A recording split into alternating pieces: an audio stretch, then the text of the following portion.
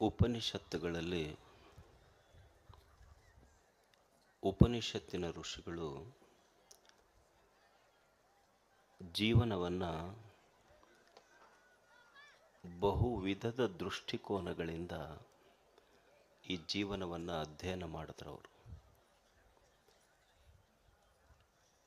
ಉಪನಿಷತ್ತುಗಳಲ್ಲಿ ಒಬ್ಬ ಋಷಿ ಮತ್ತು ಋಷಿ ಪತ್ನಿ ಇಬ್ಬರೂ ಮೇಧಾವಿಗಳು, ದಾರ್ಶನಿಕರು. ಪತಿ ಪತ್ನಿ ಇಬ್ಬರು. ಪತ್ನಿಯ ಹೆಸರು ಮೈತ್ರೇಯಿ, ಪತಿಯ ಹೆಸರು ಯಾಜ್ಞವಲ್ಕ. ಪತ್ನಿ ಮೈತ್ರೇಯಿ ಯಾಜ್ಞವಲ್ಕನಿಗೆ ಪ್ರಶ್ನೆ ಮಾಡ್ತಾಳೆ, ಈ ಜಗತ್ತಿನಲ್ಲಿ ಜನ ಒಂದು ಶಬ್ದ ಬಳಸಿದ್ದಾರೆ, ಪ್ರೀತಿ ಅನ್ನುವಂಥ ಶಬ್ದ ಬಳಸಿದಾರಲ್ಲ, ಈ ಜನ ಯಾಕಾದರೂ ಪ್ರೀತಿ ಮಾಡ್ತಾರೆ ಅಂತ. ಯಾಕೆ ಪ್ರೀತಿ ಮಾಡ್ತಾರೆ, ಯಾವುದನ್ನು ಪ್ರೀತಿಸ್ತಾರೆ ಅವರು ಅಂತ. ಈಗ ಸಾಮಾನ್ಯವಾಗಿ ನಾವೆಲ್ಲ ಹೇಳ್ತೇವೆ,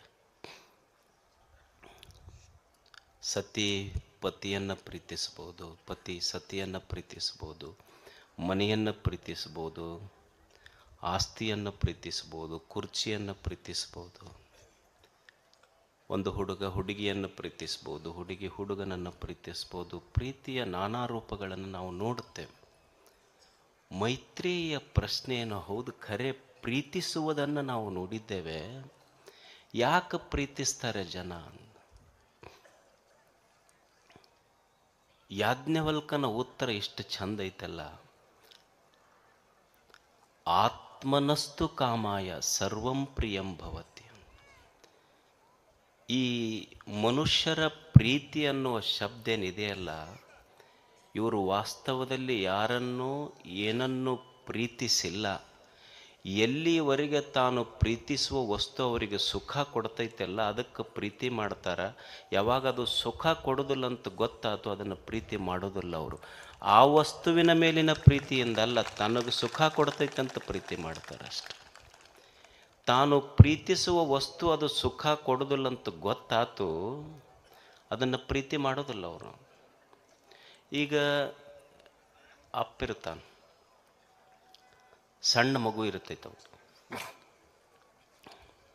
ಎಷ್ಟು ಪ್ರೀತಿ ಮಾಡ್ತಿರ್ತಾನಪ್ಪ. ಅವು ಹೊರಗೆ ಬಂದು ಕೂಡಲೇ ಎತ್ಕೊಳ್ಳೋದು ಮಾಡ್ತಿರ್ತಾನೆ, ಆಡ್ಸೇಳೋದು ಮಾಡ್ತಿರ್ತಾನೆ. ನಾವು ಸುಮ್ಮನೆ ಅಡ್ಡಾದರೂ ಮಗ ಬಂತು ಅಂದ್ರೆ ಅಂಬೆಗಾಲು ಇಟ್ಕೋಂತ ಮಗು ಬರ್ತಿರ್ತೈತಿ. ಅವ ಮಕ್ಕೊಂಡಿರ್ತಾನೆ, ಅವನು ಹೊಟ್ಟೆ ಏರಿ ಬೆನ್ನೇರಿ ಅವನ ಎದೆ ಮೇಲೆ ಆಡ್ತಿರ್ತೈತಿ. ಬಂದು ಮಗು ಮಕ್ಕೊಂಡಲ್ಲೇ ವಿಡಿಯೋ ಮಾಡ್ತಾನೆ. ಅದನ್ನು ಮಾಡಿ ಅದನ್ನು ವ್ಯಾಟ್ಸಪ್ಪಿಗೆ ತನ್ನ ಫ್ರೆಂಡ್ಸಿಗೆ ಬಿಡ್ತಾನೆ, ಚಿನ್ನನ ವಿಡಿಯೋ ನೋಡ್ರಿದು ಅಂತ. ಹೊಟ್ಟೆ ಮೇಲೆ ಎದೆ ಮೇಲೆ ಈಗ ಅಂಬೆಗಾಲು ಇಟ್ಟು ಅಡ್ಡಾಡುವಾಗ ವ್ಯಾಟ್ಸಪ್ ಮಾಡಿ ಫ್ರೆಂಡ್ಸಿಗೆ ಬಿಟ್ಟು ಚಿನ್ನನ ವಿಡಿಯೋ ಅಂತ. ಅವ ದೊಡ್ಡವಾದ್ಮೇಲೆ ಎದಿಗೆ ಕಾಲು ಕೊಟ್ಟು ಆಸ್ತಿ ಕೊಡ್ತಿಲ್ಲ ಅಂತ ಕೇಳ್ತಾನೆ. ಮತ್ತು ಅವಾಗ ವಿಡಿಯೋ ಮಾಡಿ ನಮ್ಮ ಚಿನ್ನನ ವಿಡಿಯೋ ಅಂತ ಬಿಡ್ಬೇಕು, ಪೊಲೀಸ್ ಸ್ಟೇಷನ್ಗೆ ಯಾಕೆ ಹೋಗಿ? ಅವಾಗ ಏನಂತಾನೆ, ಹೆಂಗದನ್ರಿ ಮಗ, ಯಾ ಮಕ್ಕಳ ಮರೀರಿ, ಅವು ಮಕ್ಕಳಲ್ಲಿ ಒಲೆ ನಿಕ್ಕಳವಂತಾನು.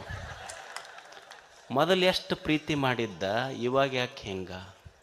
ಅಂದ್ರೆ ಮನುಷ್ಯನ ಇಚ್ಛೆ ಏನು ಅಂದ್ರೆ, ಮನುಷ್ಯ ಎಲ್ಲ ವ್ಯಕ್ತಿ ವಿಷಯ ವಸ್ತುಗಳನ್ನು ಯಾಕೆ ಪ್ರೀತಿ ಮಾಡ್ತಾನಂದ್ರೆ, ಎಲ್ಲಿವರೆಗೆ ಪ್ರೀತಿ ಮಾಡ್ತಾನಂದ್ರೆ ಎಲ್ಲಿವರೆಗೆ ಅದು ತನಗೆ ಸುಖ ಕೊಡ್ತೈತಿ ಅಷ್ಟ ಪ್ರೀತಿ ಮಾಡ್ತಾನೆ. ಯಾವಾಗ ಆ ವಸ್ತು ವ್ಯಕ್ತಿ ವಿಷಯಗಳಿಂದ ಸುಖ ಇಲ್ಲಂತ ಗೊತ್ತಾಯ್ತು, ಅವತ್ತಿನಿಂದ ಅದನ್ನು ದ್ವೇಷ ಮಾಡಲಿಕ್ಕೆ ಶುರು ಮಾಡ್ತಾನೆ. ವಸ್ತುವಿನ ಮೇಲಿನ ಪ್ರೀತಿಯಿಂದಲ್ಲ, ತನ್ನ ಮೇಲಿನ ಪ್ರೀತಿಯಿಂದ ವಸ್ತುವನ್ನು ಪ್ರೀತಿಸ್ತಾನೆ ಮನುಷ್ಯ. ಎಷ್ಟು ವೈಜ್ಞಾನಿಕ ವಿಶ್ಲೇಷಣೆ ಋಷಿಗಳದು.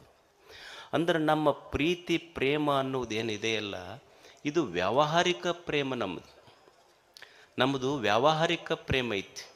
ಈಗೊಂದು ಗಿಡ ನಾನು ಪ್ರೇಮ ಮಾಡ್ತೀನಿ ಅಂದ್ರೆ, ಪ್ರೀತಿಸ್ತೀನಿ ಅಂದ್ರೆ, ಗಿಡಕ್ಕೆ ಎಲ್ಲಿವರೆಗೆ ನೀರು ಹಾಕ್ತೀನಿ ಅಂದ್ರೆ, ಹಣ್ಣು ಕೊಡ್ತಿತ್ತು ಅಂದ್ರೆ ನೀರು ಹಾಕ್ತೀನಿ, ಕೊಡಲಿಲ್ಲ ಅಂದ್ರೆ ಕಡಿತೀನಿ ಅಷ್ಟೆ. ಈಗೊಂದು ಆಕಳಿಗೆಲ್ಲ ಮೇವು ಹಾಕೋದು, ಹಸೆ ಹುಲ್ಲು ಹಾಕೋದು ಎಲ್ಲಿವರೆಗೆ ಮಾಡ್ತೀನಿ ಅಂದ್ರೆ, ಅದು ಹಾಲು ಕೊಡ್ತಿತ್ತಂದ್ರೆ ಮಾಡ್ತೀನಿ, ಇರಲಿಲ್ಲ ಅಂದ್ರೆ ಮಾಡೋದಿಲ್ಲ. ಇದು ವ್ಯಾವಹಾರಿಕ ಪ್ರೇಮ, ಗಿವ್ ಆ್ಯಂಡ್ ಟೇಕ್. ಅದು ಕೊಡ್ತಿತ್ತು ಅಂದ್ರೆ ನಾ ಮಾಡ್ತೀನಿ, ಅದು ಕೊಡೋದು ನಿಲ್ಲಿಸ್ತು ಅಂದ್ರೆ ಮುಗೀತು. ಆಕಳ ಹಾಲು ಕೊಡೋದು ಮುಗೀತು ಅಂದ್ರೆ ಯಾರ ಮನೆಗೆ ಕಳಿಸ್ಬೇಕು ಅವ್ರ ಮನೆಗೆ ಕಳಿಸ್ತೀನಿ. ಇದು ವ್ಯಾವಹಾರಿಕ ಪ್ರೇಮ. ಇನ್ನೊಂದು ವೈಷಯಿಕ ಪ್ರೇಮ. ವೈಷಯಿಕ ಪ್ರೇಮದಲ್ಲಿ ಏನಿರ್ತದೆ ಅಂದ್ರೆ ಅಂದ ಆಕರ್ಷಣೆ ಇರ್ತದೆ. ಒಂದು ಹುಡುಗ ಒಂದು ಹುಡುಗಿಯನ್ನು ನೋಡೋದು ಕೂಡಲೇ love at first sight, divorce at first fight. ನೋಡೋದು ಕೂಡಲೇ ಆಕರ್ಷಣೆ ಆಗ್ತದೆ. ಅಲ್ಲ, ಮಜಾ ಏನು ಅಂದ್ರೆ, ಈಗ ಹುಡುಗರಿಗೆ ಕೇಳ್ರಿ ಅವ್ರು ಏನು ಹೇಳ್ತಾರೆ, ಯಾಕೋ ತಮ್ಮ ಹಿಂಗೆ ಯಾಕೆ ಆತು ನಿಂದು, ಭಾಳ ಚಲೋ ಇದ್ದಲ್ಲ ಮೊದಲು, ಏನು ಮಾಡಿದ್ರಿ, ಲವ್ ಈಸ್ ಬ್ಲೈಂಡ್ ಅಂತ. ಅಲ್ಲ, ಕಣ್ಣು ಕೂಡೇ ಪ್ರೇಮ ಆಗೈತಿ, ಹೇಳೋದು ಮಾತ್ರ ಲವ್ ಈಸ್ ಬ್ಲೈಂಡ್ ಅಂತಾನೆ. ಅಲ್ಲ, ಕಣ್ಣು ಕೂಡಿದ ಮೇಲೆ, ಪ್ರೀತಿ ಆದಮೇಲೆ how it becomes blind, how it is blind. ಯಾಕೆ ವೈಷಯಿಕ ಪ್ರೇಮ ಕುರುಡಾತು ಅಂದ್ರೆ, ನೀವು ನೋಡ್ರಿ, ಆ ಹುಡುಗ ಹುಡುಗಿಯನ್ನು ನೀವು ಕೇಳ್ರಿ, ಹುಡುಗ ಹುಡುಗಿಯನ್ನು ಪ್ರೀತಿಸ್ತೈತಿ, ಹುಡುಗಿ ಹುಡುಗನ್ನ ಪ್ರೀತಿಸ್ತಿರ್ತೈತಿ. ಯಾಕೆ ಲವ್ ಈಸ್ ಬ್ಲೈಂಡ್ ಅಂದರು ಅಂದ್ರೆ, ಈ ಭೌತಿಕ ಕಣ್ಣಿರ್ತದೆ, ಆದರೆ ಅದಕ್ಕೆ ವಿವೇಕದ ಕಣ್ಣಿರುವುದಿಲ್ಲ. ಈ ಮುಂದೆ ಏನು ಅನಾಹುತ ಆಗ್ತೈತಿ ಅನ್ನೋ ಪರಿಜ್ಞಾನ ಇರೋದಿಲ್ಲ ಮಕ್ಕಳಿಗೆ. ಪೊಲೀಸ್ ಸ್ಟೇಷನ್ನಾಗ ಕರ್ಕೊಂಡು ಹೋಗ್ತಾರೆ, ಹೋಗಿ ನಾವು ಪ್ರೀತಿಸ್ತೀವಿ, ನಮಗೆ ನಾವಲ್ರಿ, ನಮ್ಮದು ಏಜ್ ಆಗಿದೆ, ಲೀಗಲಿ ನಾವು ಕರೆಕ್ಟ್ ಅದೀವಿ ಅಂತ ಹೋಗ್ತಾರೆ ಅವ್ರು. ಹೋದಾಗ ಅವ್ರು ಹೇಳುವ ಮಾತೇನಂದ್ರೆ, ಹುಡುಗೇನಂತಾನ ಹುಡುಗೇನಂತಾಳಂದ್ರೆ, ಇಲ್ಲ ನಮಗೆ ಬಿಟ್ಟಿರೋಕ್ಕಾಗೋದಿಲ್ಲ ಒಬ್ರಿಗೊಬ್ಬರು, ಎ ಮೇರಾ ಪಹಿಲಾ ಪ್ಯಾರ್ ಹೈ ಅಂತ. ಕೇಳಿರಿಲ್ಲ ಇದನ್ನು, ಎ ಮೇರಾ ಪಹಿಲಾ ಪ್ಯಾರ್ ಹೈ ಅಂತ. ಅಲ್ಲ, ಇದು ನನ್ನ ಮೊದಲ ಪ್ರೇಮ. ಆಶ್ಚರ್ಯ ಏನು ಅಂದ್ರೆ, ನಿನ್ನನ್ನು 9 ತಿಂಗಳ ಹೊತ್ತು, 9 ತಿಂಗಳಾದ ಮೇಲೆ ಹೆತ್ತು, ನೀನು ಅಳುವಾಗ ಹೃದಯ ಕಿತ್ತಿ ಬಂದಂಗಾಗಿ ಭೂಮಿಗೆ ಬಿದ್ದ ತಕ್ಷಣ ನಿನ್ನ ಕಣ್ಣಾಗ ಕಣ್ಣಿಟ್ಟು ನೋಡಿದ ತಾಯಿಯ ಮೊದಲ ಪ್ರೇಮ, ಅದು ಮೊದಲ ಪ್ರೇಮ ಆಗಿರಲಿಲ್ಲೇನು ಅಂತ. ಅದು ಗೊತ್ತು ಮಾಡಿ ಕೊಟ್ಟಿಲ್ಲ ನಿನಗೆ. ಯಾರೋ ಹೇಳಿದ್ರು ಮಗನ ಮುಖ ನೋಡಬೇಡ ಅಂತ. ಅಪ್ಪ ಪಂಚಾಂಗ ತೆಗಿಸಿ ನನ್ನ ಮಗನ ಮುಖ ನೋಡಬೇಕು, ನನ್ನ ಮಗಳ ಮುಖ ನೋಡ್ಬೇಕಂತ 100 ಮಂದಿ ಜ್ಯೋತಿಷಿಗಳಿಗೆ ಕೇಳಿ ಪಂಚಾಂಗ ನೋಡಿ ನಿನ್ನ ಮುಖ ನೋಡಕ್ಕೆ ಬಂದಿದ್ನಲ್ಲ, ಅದು ಮೊದಲ ಪ್ರೇಮ ಆಗಿರಲಿಲ್ಲೇನು. ಅಂದರೆ ಈ ಪ್ರೇಮದ ಕಣ್ಣು ಯಾಕೆ ಬ್ಲೈಂಡ್ ಅಂದ್ರೆ, ನಮಗೆ ತಾಯಿಯ ಮೊದಲ ನೋಟ, ಅಪ್ಪನ ಮೊದಲ ನೋಟ ಗೊತ್ತಾಗಲಿಲ್ಲ. ತಾಯಿಯ ಕಣ್ಣೀರು ಸಹಿತ ಪೊಲೀಸ್ ಸ್ಟೇಷನ್ನೊಳಗೆ ನಿಂತಾಗ ತಾಯಿಯ ಕಣ್ಣೀರಿನ ನೆನಪು ಬರಲಿಲ್ಲ, ತಂದೆಯ ಅಪಮಾನದ ನೆನಪು ಬರಲಿಲ್ಲಲ್ಲ, ಅದಕ್ಕೆ ಲವ್ ಈಸ್ ಬ್ಲೈಂಡ್ ಅಂದ್ರೆ. ಅದಕ್ಕೆ ನಾವೇನು ಹೇಳ್ತೇವೆ, he or C has fallen in love ಅಂತ. ಪ್ರೇಮದೊಳಗೆ ಬಿದ್ದಾರ ಅಂತಾರೆ, ಶಬ್ದ ಬಳಸ್ಯಾರಿಲ್ಲ ಇದನ್ನು. ಪ್ರೇಮದೊಳಗೆ ಬಿದ್ದಾರ ಅಂತಾರೆ. ಬೀಳಿಸುವುದು ಪ್ರೇಮ ಅಲ್ಲ. We should never fall in love, we should rise in love. ನಿನ್ನನ್ನು ಬೀಳಿಸುವುದು ಪ್ರೇಮ ಆಗೋದಿಲ್ಲ, ನಿನ್ನ ಸುತ್ತ ಇದ್ದವರನ್ನು ಎದ್ದು ನಿಲ್ಲಿಸುವುದು ನಿಜವಾದ ಪ್ರೇಮ ಆಗ್ತದೆ. ಈ ಪ್ರೇಮಕ್ಕೆ ಸಹಜ ಪ್ರೇಮ ಅಂತ ಕರೀತಾರೆ. ಒಂದು ವ್ಯಾವಹಾರಿಕ ಪ್ರೇಮ, ಎರಡನೇದ್ದು ವೈಷಯಿಕ ಪ್ರೇಮ, ಮೂರನೇದ್ದು ಸಹಜ ಪ್ರೇಮ. ಇದು ವೈಷಯಿಕ ಪ್ರೇಮ ಅಷ್ಟೇ.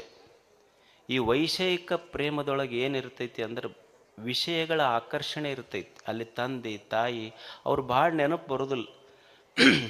ಇದು ಅವ್ವ ಇಲ್ಲೇ ಕುಂತಿರ್ತೈತಿ ಊರಾಗ, ಜಗಲಿ ಮುಂದೆ ಕುಂತು ನಮ್ಮ ಮಗನವ ಬೆಂಗಳೂರಾಗ ಓದ್ತಿರ್ತಾನೆ. ನನ್ನ ಮಗನ ಕ್ಯಾಂಪಸ್ ಸೆಲೆಕ್ಷನ್ ಆಗಿರ್ಬೇಕು, ನನ್ನ ಮಗನ ಕ್ಯಾಂಪಸ್ ಸೆಲೆಕ್ಷನ್ ಆಗ್ಬೇಕಂತ ಇದು ದೇವ್ರ ಪೂಜೆ ಮಾಡ್ತಿರ್ತೈತಿ. ಅವ ಒಂದು ದಿವ್ಸ ತಂದು ಓದೋದು ಮುಗಿಸಿ ಬರಾಗ ಒಂದು ಹುಡುಗಿನ ಕರ್ಕೊಂಬಂದವ. ಅವು ಕೇಳಿದ್ಲು, ಇದು ಯಾರು? ಇದು ಕ್ಯಾಂಪಸ್ ಸೆಲೆಕ್ಷನ್ ಅಂತ ಹೇಳ್ದವ ಅಷ್ಟೆ. ಅಂದ್ರೆ ಈ ವೈಷಯಿಕ ಪ್ರೇಮದೊಳಗೆ ವಿಷಯಗಳ ಆಕರ್ಷಣೆ ಐತಿ. ಆದರೆ ಸಹಜ ಪ್ರೇಮ ಏನಿದೆ ಅಲ್ಲ, ಅಲ್ಲಿ ವ್ಯವಹಾರದ ಲಾಭ ದೃಷ್ಟಿ ಇಲ್ಲ. ವೈಷಯಿಕ ಪ್ರೇಮದ ಅಂದ ಆಕರ್ಷಣೆಗಳಿಲ್ಲ. ಅಲ್ಲಿರುವುದು ಬರೀ ಶುದ್ಧ ಪ್ರೇಮ, ಸಹಜ ಪ್ರೇಮ. ಇಂಥ ಸಹಜ ಪ್ರೇಮ ಯಾರ ಎದೆಯೊಳಗೆ ಇರ್ತೈತೆಲ್ಲ ಅವರಿಗೆ ಸಂತರು ಅಂತ ಕರೀತಾರೆ, ಶರಣರು ಅಂತ ಕರೀತಾರೆ. ಅವ್ರದ್ದು ಸುಮ್ಮನೆ ಸಹಜ ಪ್ರೇಮ. ಅಂಥ ಸಹಜ ಪ್ರೇಮ ಇಟ್ಟುಕೊಂಡು ನಾವು ಬದುಕಬೇಕಾಗ್ತದೆ ಜಗತ್ತಿನೊಳಗೆ. ಮಾಡುವ ಎಲ್ಲ ಕೆಲಸಗಳು, ಮಾಡುವ ಪ್ರೀತಿ ಅದು ಲಾಭದ ದೃಷ್ಟಿಯಿಂದ ಮಾಡಬಾರ್ದು. ಪ್ರೇಮಕ್ಕೆ ಲಾಭದ ಲೇಪ ಬಡಿಬಾರ್ದು, ಅದು ಮಲಿನ ಆಗ್ತದೆ. ಸುಮ್ಮನೆ ಪರಿಶುದ್ಧ ಪ್ರೇಮ ಎದೆಯೊಳಗೆ ಇತ್ತು ಅಂದ್ರೆ ಅವನಿಗೆ ಸಂತ ಅಂತ ಕರೀತಾರೆ.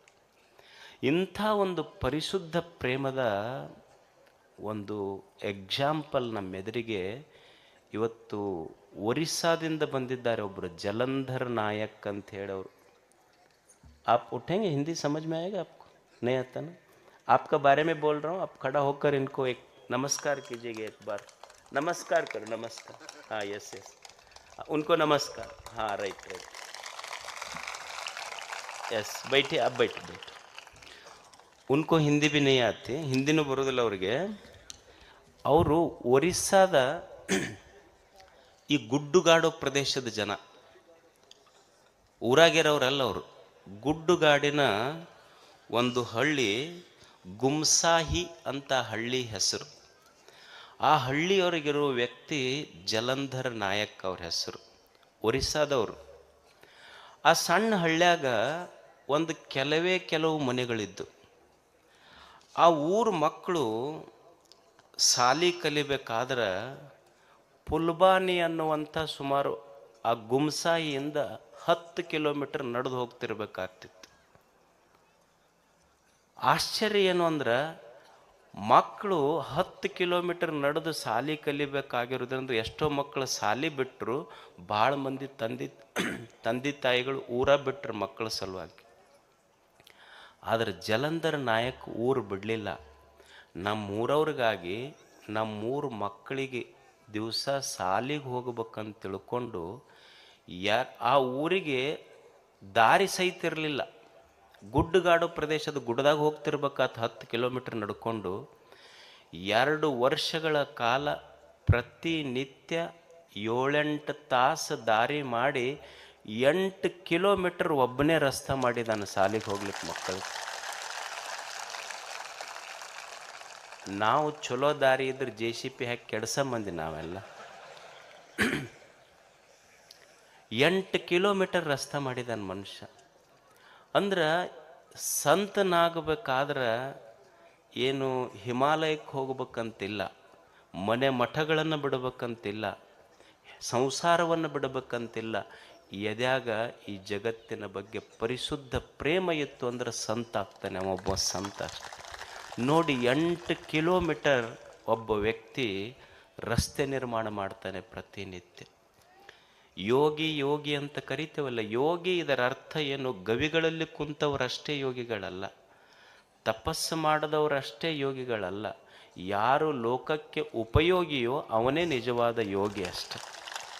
ಅಂಥ ಒಂದು ಲೋಕೋಪಯೋಗಿ ಕೆಲಸ ಮಾಡಿರುವಂಥ ಜಲಂಧರ್ ನಾಯಕ್ ಅವರಿಗೆ ಶೇಗುಣಸಿಯ ಪರಮ ಪೂಜ್ಯರು ಅವ್ರಿಗೆ ಗೌರವಿಸಬೇಕು ಅಂತ, ಆಶೀರ್ವದಿಸಬೇಕಂತ ಅವರಲ್ಲಿ ಕೇಳ್ಕೊಳ್ತೇನೆ.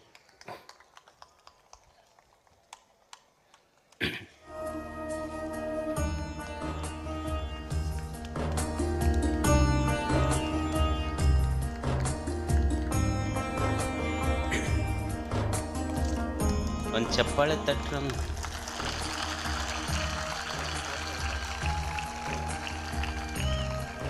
ನೀವೇನು ಮಾಡೋದಿಲ್ಲ ಗೊತ್ತೈತೆ ನಮಗೆ, ಮಾಡಿದವ್ರಿಗೆ